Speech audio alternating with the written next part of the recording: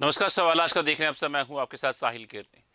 पाकिस्तान अधिकृत जम्मू कश्मीर यानी पीओजे में सरकार विरोधी आंदोलन थमता नजर नहीं आ रहा। जम्मू कश्मीर जॉइंट अवामी एक्शन कमेटी यानी JASC ने पाकिस्तान सरकार के साथ किसी भी समझौते की खबरों को सिरे से खारिज कर दिया है। संगठन का कहना है कि बातचीत जरूर चल रही है, लेकिन अब तक कोई अंतिम सहमति नहीं बनी है और आंदोलन पहले की तरह जारी रहेगा। JAC ने 23 जुलाई को बड़े शक्ति प्रदर्शन का ऐलान किया है, जबकि 22 जुलाई के शटडाउन को भी समर्थन दिया गया है। दूसरी ओर बलूचिस्तान में अलगाववादी गतिविधियों और विद्रोही दावों ने पाकिस्तान की चिंता बढ़ा दी है। ग्वादर बंदरगाह, सीपैक परियोजना और सीमावर्ती इलाकों की सुरक्षा को लेकर सवाल उठ रहे हैं। पीओजे और बलूचिस्तान दोनों मोर्चों पर बढ़ते विरोध को पाकिस्तान की आंतरिक स्थिरता के लिए चुनौती माना जा रहा है। आज चर्चा इसी पर होगी कि क्या ये केवल आर्थिक और प्रशासनिक असंतोष है या फिर पाकिस्तान के भीतर गहरे राजनीतिक संकट का संकेत। क्या 23 जुलाई का प्रदर्शन आंदोलन को नया मोड़ देगा और क्या इस घटनाक्रम का असर क्षेत्रीय सुरक्षा पर भी पड़ सकता है? चर्चा करेंगे हम। दो खास मेहमान हमारे जुड़ चुकेंगे और उनसे हम चर्चा को आगे बढ़ाएंगे, पर पहले आपको एक रिपोर्ट दिखाएंगे, फिर हम चर्चा का रुख करेंगे।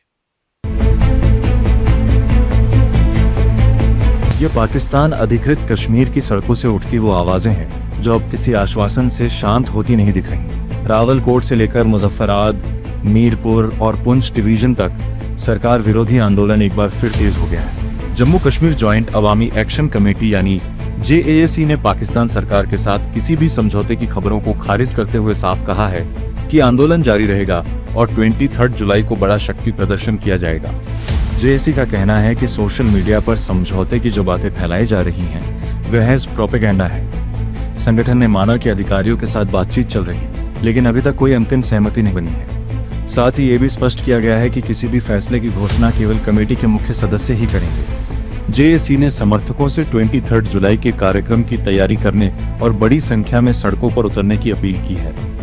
इससे पहले संगठन ने 22 जुलाई को प्रस्तावित शटडाउन को भी पूरा समर्थन दिया है। ये बंद JAC के मुख्य सदस्य शौकत नवाज मीर की रिहाई की मांग को लेकर बुलाया गया है, जो फिलहाल हिरासत में है। नीलम घाटी के व्यापारियों से भी बाजार बंद रखकर आंदोलन का समर्थन करने की अपील की गई है। JAC नेताओं ने संकेत दिया है कि 23 जुलाई को आंदोलन से जुड़ी एक महत्वपूर्ण घोषणा की जा सकती है। POK में यह विरोध ऐसे समय बढ़ रहा है जब पाकिस्तान पहले से कई मोर्चों पर दबाव झेल रहा है। आर्थिक संकट, बढ़ती महंगाई, बेरोजगारी और प्रशासनिक असंतोष ने जनता की नाराजगी को और गहरा किया है। स्थानीय लोग लंबे समय से बिजली, टैक्स और बुनियादी सुविधाओं को लेकर आंदोलन करते रहे हैं, लेकिन अब यह विरोध राजनीतिक रंग भी लेता दिखाई दे रहा है। उधर बलूचिस्तान में ही हालात पाकिस्तान के लिए चिंता का कारण बने हुए हैं। अलगाववादी संगठनों और विद्रोही गतिविधियों को लेकर कई दावे किए जा रहे हैं। हालांकि इन दावों की स्वतंत्र पुष्टि नहीं हुई है, लेकिन इतना जरूर है कि बलूचिस्तान में सुरक्षा चुनौतियां लगातार बढ़ रही हैं। यह इलाका पाकिस्तान के कुल क्षेत्रफल का लगभग 44% हिस्सा है और प्राकृतिक संसाधनों से समृद्ध माना जाता है। ग्वादर बंदरगाह और चीन पाकिस्तान आर्थिक गलियारा यानी सीपैक की वजह से इसका रणनीतिक महत्व और बढ़ जाता है। मानवाधिकार संगठनों ने भी बलूचिस्तान में जबरन गायब किए जाने और हिरासत में हत्याओं जैसे गंभीर आरोप उठाए हैं। इन आरोपों को लेकर अंतर्राष्ट्रीय स्तर पर भी समय समय पर चिंता जताई जाती रही है। अब सबसे बड़ा सवाल यही है कि क्या POK का आंदोलन केवल स्थानीय असंतोष तक सीमित रहेगा या यह पाकिस्तान की आंतरिक राजनीति के लिए बड़ी चुनौती बन सकता है। 23 जुलाई का शक्ति प्रदर्शन इस लिहाज से बेहद अहम माना जा रहा है। अगर प्रदर्शन में बड़ी संख्या में लोग शामिल होते हैं तो यह पाकिस्तान सरकार पर राजनीतिक और प्रशासनिक दबाव को और बढ़ा सकता है। फिलहाल POK और बलूचिस्तान दोनों मोर्चों पर उठती आवाजों ने इस पूरे क्षेत्र की सियासत और सुरक्षा को नए सवालों के घेरे में ला खड़ा किया है।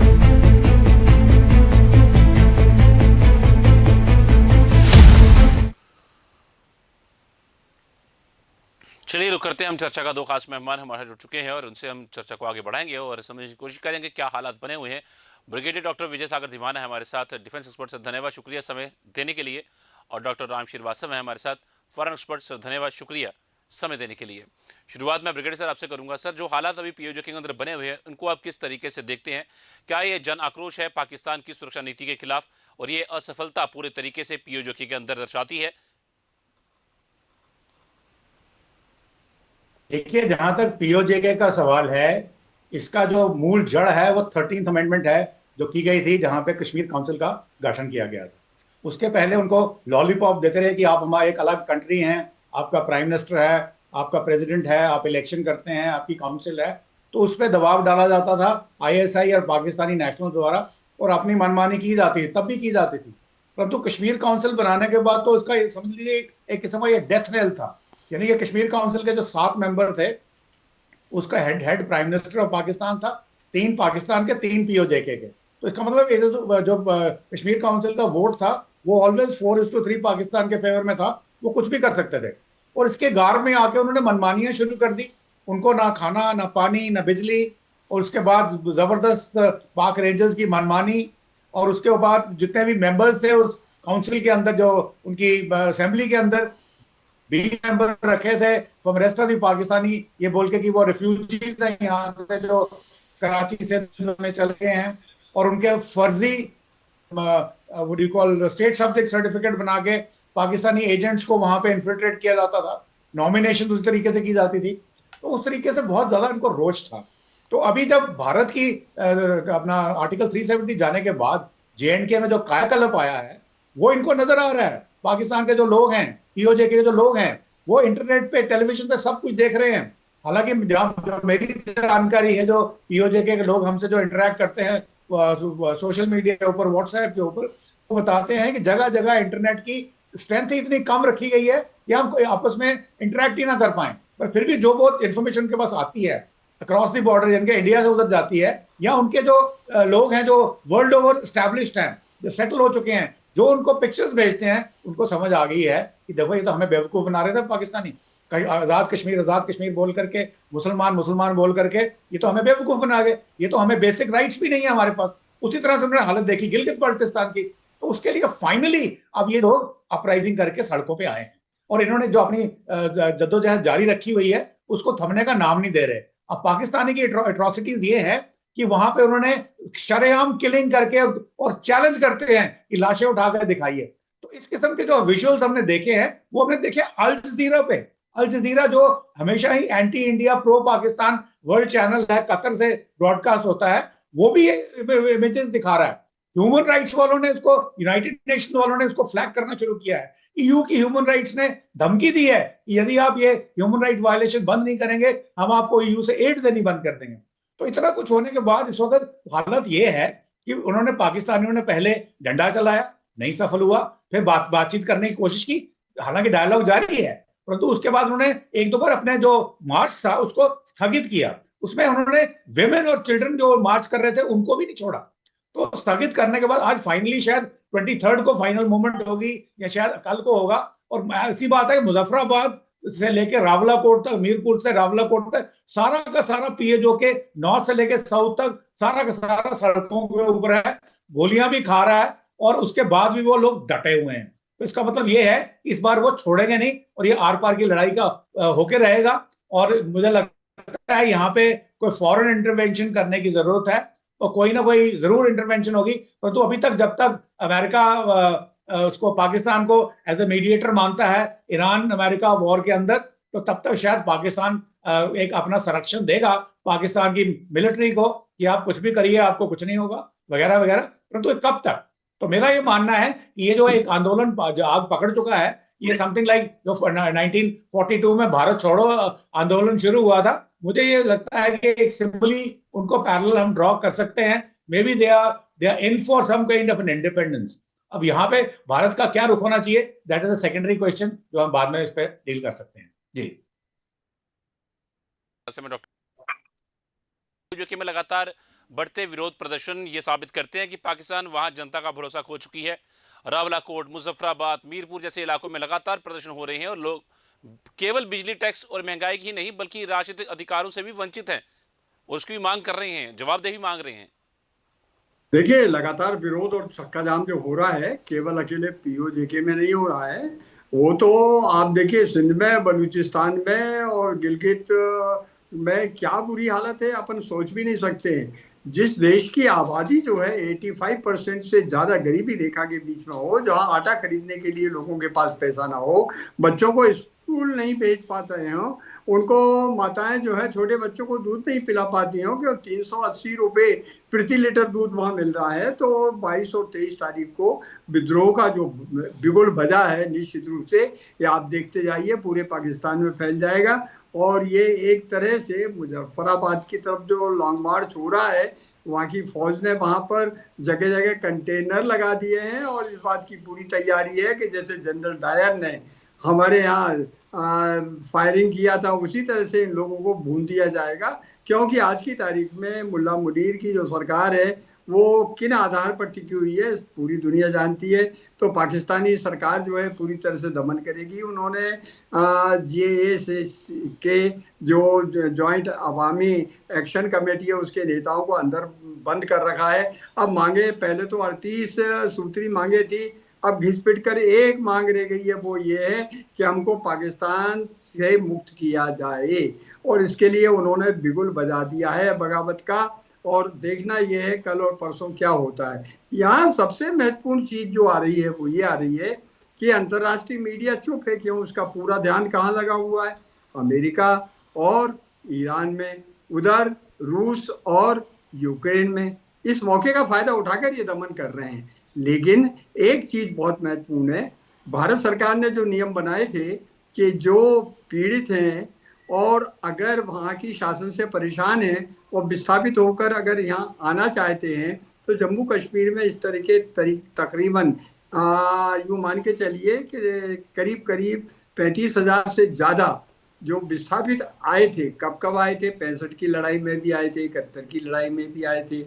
और अभी भी जो वहाँ के अल्पसंख्यक समुदाय के लोग जिनको कि बहुत प्रताड़ित किया जा रहा है, जो आते हैं उनके स्थापना के लिए, उनके खर्च के लिए सरकार ने कुछ समय पहले 2000 करोड़ का बजट दिया था। और पाकिस्तान के POJK में तो 2000 का कभी वो ख्वाब में भी नहीं सोच सकते। उनके पास इंफ्रास्ट्रक्चर नहीं है, सड़कें नहीं है, उनके पास बिजली की गाँव में सप्लाई लाइन नहीं है। और वहाँ पर जो बिजली आती है मुश्किल से घंटे 2 घंटे भी आ जाए तो बहुत है। बाकी जो जल विद्युत वहाँ पर जो संयंत्र हैं उनसे बिजली कहाँ जा रही है? चाइनीज कॉलोनी को जा रही है, चाइनीज खदानों को जा रही है, जो कोयला और सोना और वहाँ पर तांबा भर भर कर अपने देश में ले जा रहे हैं। तो पाकिस्तान तो बिक चुका है चीन के हाथ में। $69 बिलियन का कर्जा उसको अभी देना है और कर्जे को किस्त यानी उसका ब्याज पटाने के लिए वो कर्जा ले रहे हैं। इसी बीच सऊदी अरब ने भी उनको नोटिस दे दिया है। $6 अरब जो उन्होंने सिक्योरिटी अमाउंट वहां पर जमा किए हुए थे कि भाई ये जमानत के तौर पर रखे हुए, अब वो वापस ले रहे हैं। और 31 जुलाई के पहले वो अमाउंट चला जाएगा। तो वो तो एक कंगाल देश हो जाएगा, आप निश्चित मानिएगा। पाकिस्तान अब जो है कर्ज में डूबकर अपनी जनता का विश्वास खोकर अब पूरी तरह से उस रास्ते में आ चुका है जहां गृह युद्ध होना बिल्कुल लाजमी है और उसकी पूरी तैयारी आ गई है। और ये गृह युद्ध की शुरुआत जो है पाक ऑक्यूपाइड जो जम्मू कश्मीर का हमारा हिस्सा है वहां से होगा।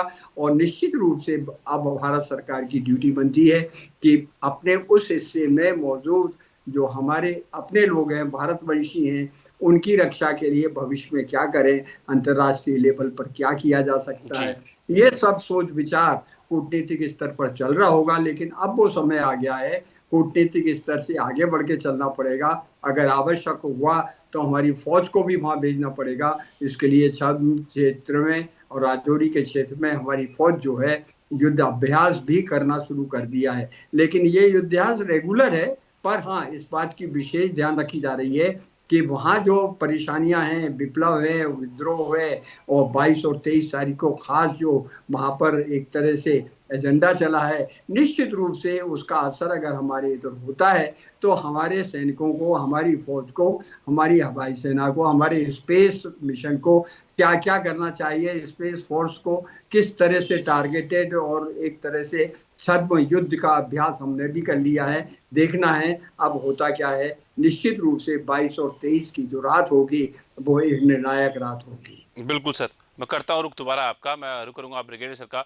सर 1947 के बाद से बलूचिस्तान में कई दौर के विद्रोह हुए हैं, लेकिन समस्या आज भी वही की वही खड़ी है। क्या यह दिखाता है कि सैन्य कार्रवाई के बावजूद भी पाकिस्तान स्थायी राजनीतिक समाधान देने में बिल्कुल पूरी तरह से असफल रहा है? देखिए, आपका अच्छा सवाल है, मगर इसके पहले मैं जरा डॉक्टर राम श्रीवास्तव की एक बात को थोड़ा सा आगे बढ़ाना चाहता हूँ। जी। उन्होंने बोला कि वो जनरल ओडायर जलियांवाला जैसी चीज क्रिएट कर सकते हैं। मैं आपको बता रहा हूं कि मैंने खुद अल जजीरा के विजुअल्स देखे हैं जिसमें वो स्थिति 2 या 3 बार वो ऐसा मैसेकर कर चुके हैं। और मैंने जो देखा है विजुअल, वो एग्जैक्टली आपको बयान कर रहा हूं कि inspector general of police Pakistani rangers on record, सामने लाशें पड़ी हुई हैं, उसके सैनिक खड़े हैं और वो जोर जोर से बोल रहा है, लोगों को धमकी दे रहा है, किसकी हिम्मत है ये लाशें उठा के लेके चले जाओ। तो ये जलियांवाला कांड नहीं है तो और क्या है? तो ऐसे 2 या 3 इंसिडेंट्स हो चुके हैं। नंबर 2, अभी आते हैं बलूचिस्तान के ऊपर। बलूचिस्तान की जो बात है, मेरी बात सुनिए, पहले इसकी हिस्ट्री जानिए। बलूचिस्तान जब इवन भारतवर्ष में अंग्रेजों का राज था, तो बलूचिस्तान तब भी अंग्रेजों के पूरे कब्जे में नहीं था। तब भी जो रॉयल एयरफोर्स थी वो कई जगह पे जाके ठिकानों पे हमला करती थी, छुटपुट हमले होते थे जो शायद हमको मालूम नहीं है, रिकॉर्डेड है। और ये रिकॉर्डेड है इसलिए मैं जानता हूं। और 5 अगस्त 1947 को ब्रिटिश ने जो बलूचिस्तान को इंडिपेंडेंट डिक्लेयर कर दिया था। दो इसकी कोई घोषणा नहीं की गई, कोई बड़ी वो फैनफेयर नहीं किया गया, उनको बोल दिया गया भाई you are independent now on 5 August, क्योंकि 14 अगस्त को पाकिस्तान बनना था, 15 को इंडिया बनना था। तो ये बात तो बलोचिस के दिमाग में बड़ी क्लियर है। फिर उसके बाद जो थोड़ी बहुत उनकी कोऑपरेशन विद दी पठान्स और अफगानिस्तान डूरन लाइन जो कहानी है वो भी उनके साथ है। तो ये मुद्दे हमेशा से ही उनके साथ थे। और जब पाकिस्तान बनता है 14 अगस्त को, बलोचिस्तान उसका हिस्सा नहीं था।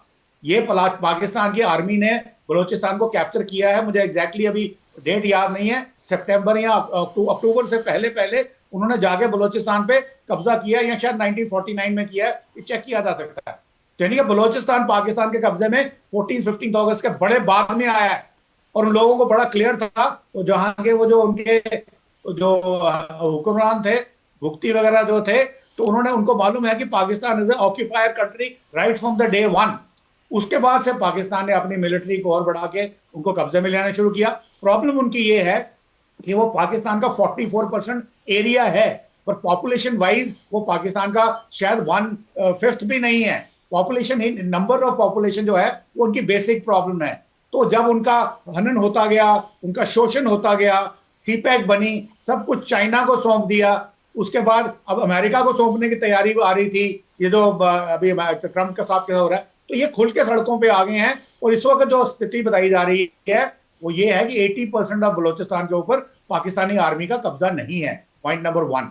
सेकेंडली, वो अपनी डिक्लेरेशन ऑफ इंडिपेंडेंस कर चुके हैं और जितने भी इदारे हैं बड़े बड़े शहरों में वहां पे अपना अलग से झंडा लगा चुके हैं।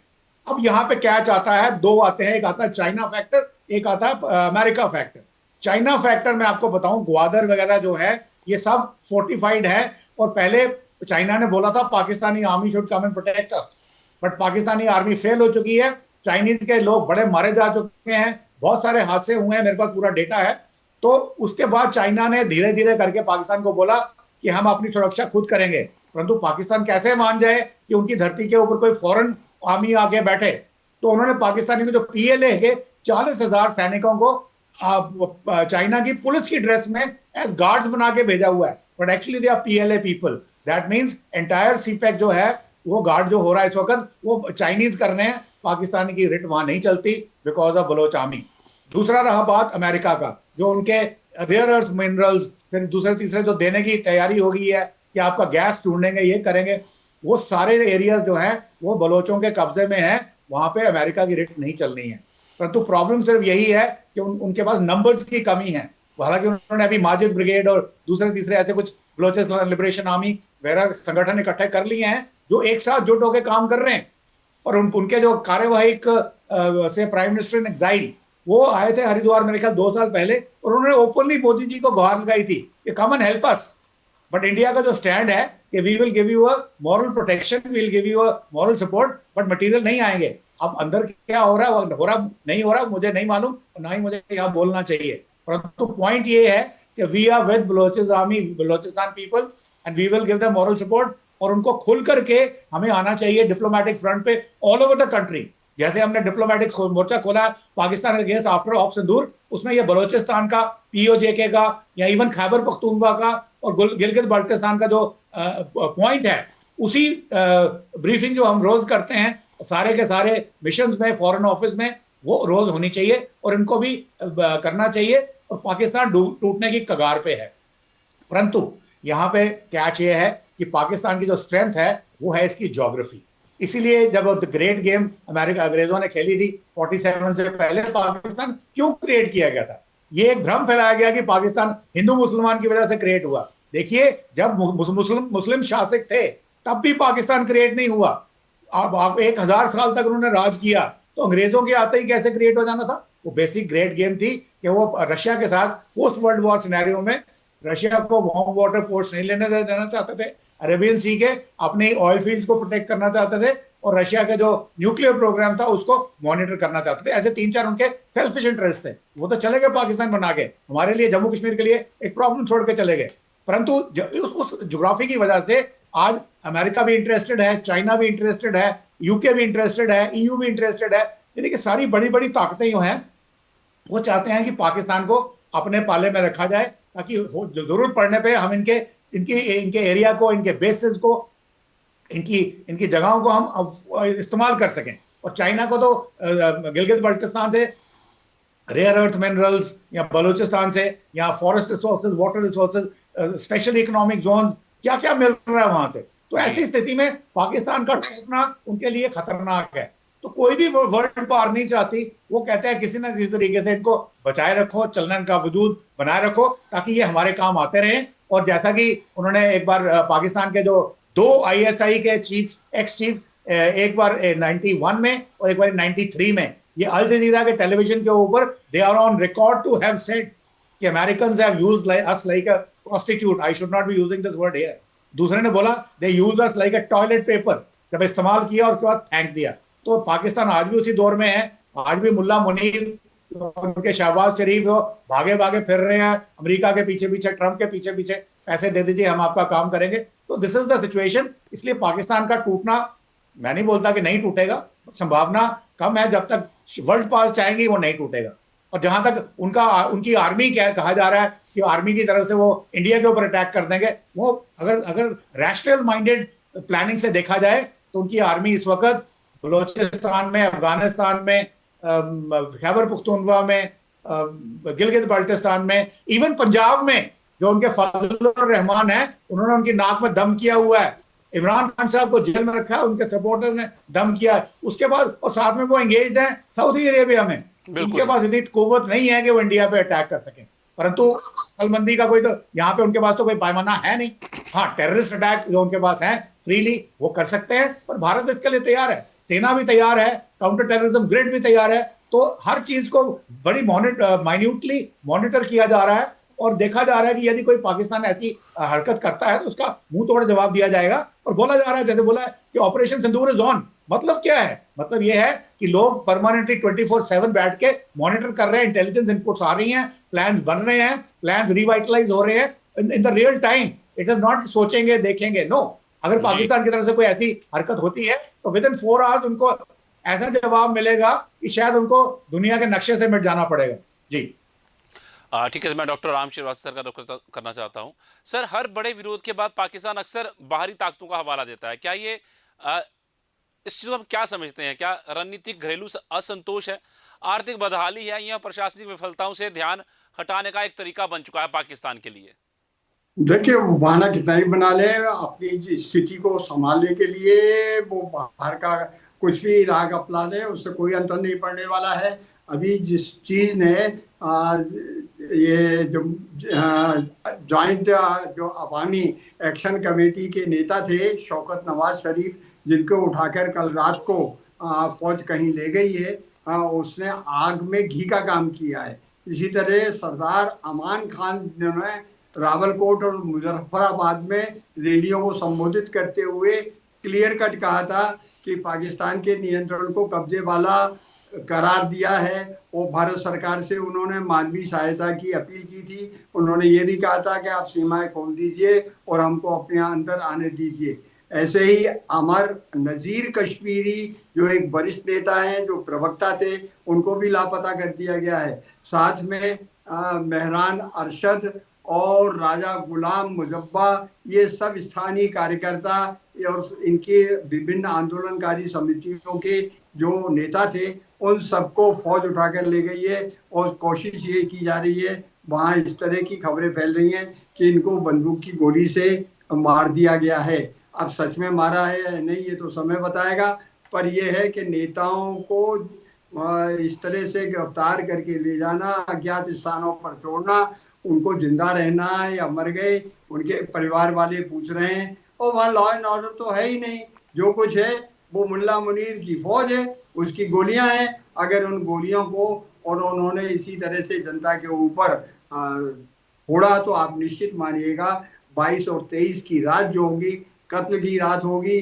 और उस कत्ल की रात में शहबाज शरीफ और मुल्ला मुनीर कितने जिंदा बचेंगे ये इस बात पर निर्भर करता है। मैं अंदेशा लगा रहा हूँ कि ये आग पूरे बलूचिस्तान में भी फैलेगी, खैबर पख्तूनख्वा में भी फैलेगी, और तो और इनके फैले हुए पापों का भंडा पंजाब में भी फूटेगा।